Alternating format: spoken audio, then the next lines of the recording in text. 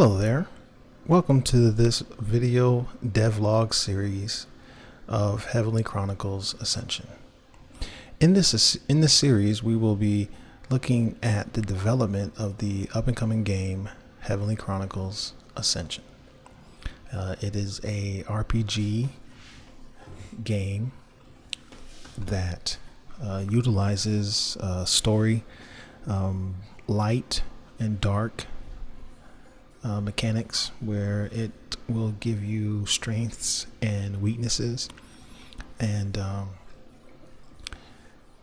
whole other array of really unique aspects that we will see in future videos. In this current video, we are making and really updating the level asset spawner. So as you can see here, we're connecting materials to assets that we're importing, and it will really range from everything, right? Whether it is a altar, as you previously saw, there's skulls, candles, there's banner flags, and with this asset spawner, it will speed up the level design process. So instead of having to place every asset into the level and adjust its rotation, location, and scale, you'll be able to do those things with a couple of clicks of some buttons and or tick boxes. And you'll also be able to change things like certain characteristics, whether an asset has blood on it, dust, mud, or a combination of one of those three. Certain assets like books, you'll be able to decide whether it's a single book, basically an array of books. You'll be able to decide what's on the cover, the binder, what's inside the pages, whether the book is opened or closed, whether that book is glowing, if it's a magical or enchanted book. So in this game, there's pretty vast array of things that the player can interact with. So there's like goblets, where you can mix potions to do certain things or make certain things, whether it's healing, whether it's enhancement, whether it's protection, or even if it's something like a weapon or like a Molotov.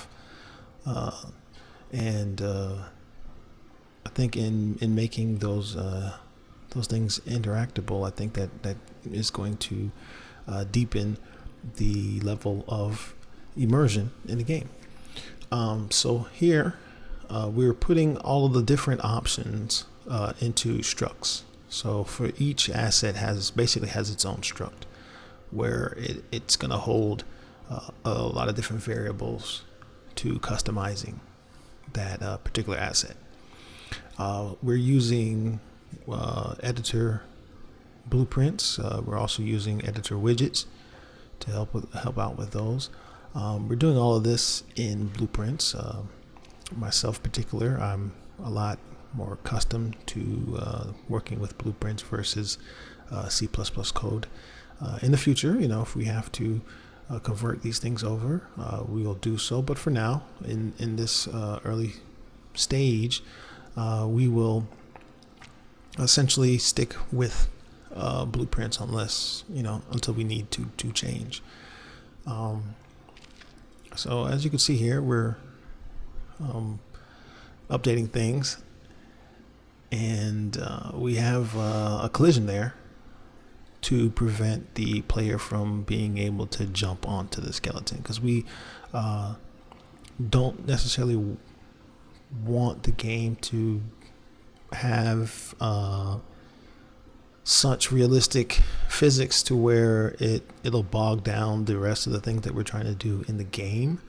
But so we're trying to find different ways, cheap possible ways to get around that. So one way that I'm aware of to keep the player from jumping on things is to set up collisions that are high enough to where the player can't jump onto those assets. So we'll basically be doing that with quite a few of the assets and objects. So right here, I've added a vector 3, and I've enabled the 3D widget on it, and we're testing out being able to spawn assets at the location of that vector 3 by moving the 3D widget in world space. So what we're trying to do here is set up two different levels. We have a vector 3 that's basically on the plane of the altar floor, and then we have another vector 3 that is basically on the plane of the altar slab. So that way, if you want to spawn skulls or really anything on the slab, you would grab a hold of that vector 3 3D widget. You would move it to the place that you want to spawn it with the X and Y values, and you would spawn that asset. So that way, cutting out yet another level of having to spawn something in and then move it to the floor of the altar, or spawning something in and then having to move it to the altar slab of the altar.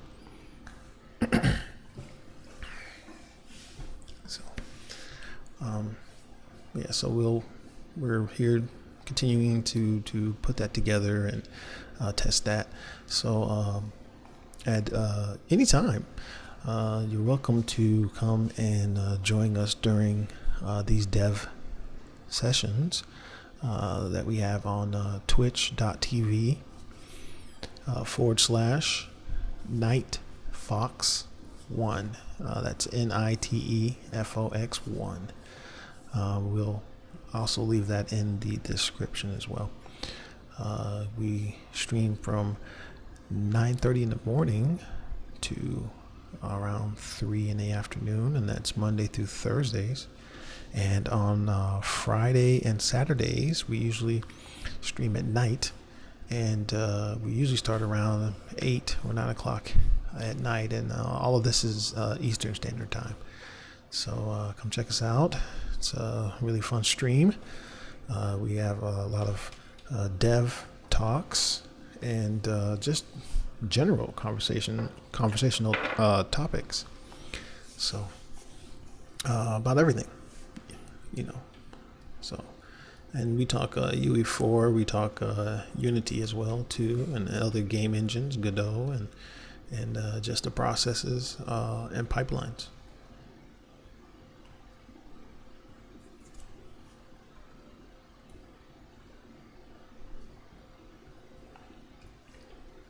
And as you can see, we listen to some chill music as well.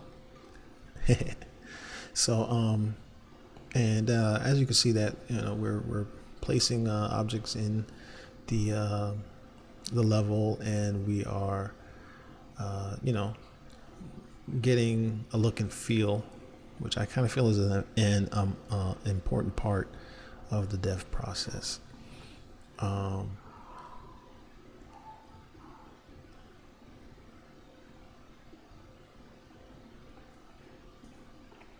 Yeah, this was a early video, and there was some lighting artifacts that we had to fix, and I feel like we did. This is most likely a part of this stream that we were explaining the material editor to some of the members in chat as well, and material functions, and how easy it is to kind of set those things up and to be able to really iterate through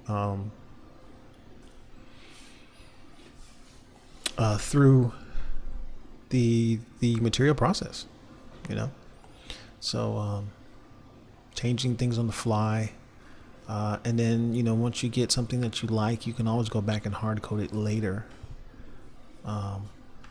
or just leave it as a parameter if you want to, right? If you set up material instances with scalar parameters or vector parameters or texture parameters, you can more than often not just leave it like that, and you'll be just fine.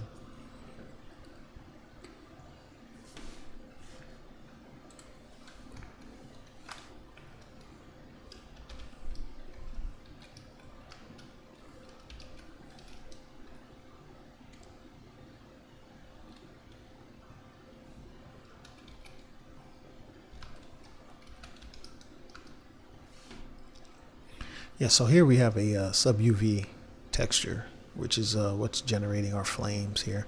And I'm just demonstrating how easy it is to set up tiling on that. Basically taking a texture coordinate node and multiplying that by a parameter, and then running that through the UV's pin in the texture node.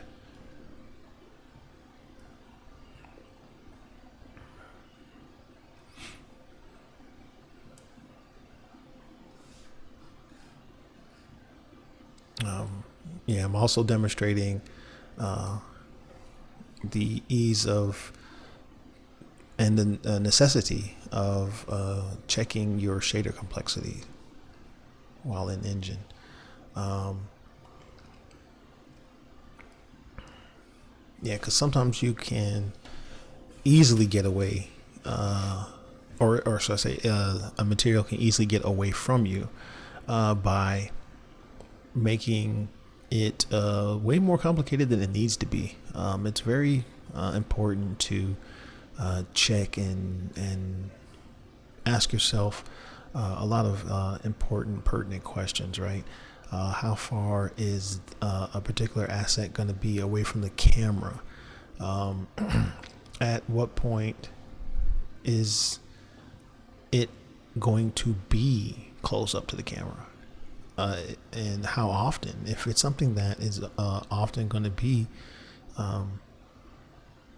in front of the camera and very close, then that may require you to give it its own texture, so that way it can have the appropriate texture density that it needs. Textile density is something that we'll go over in another video as well.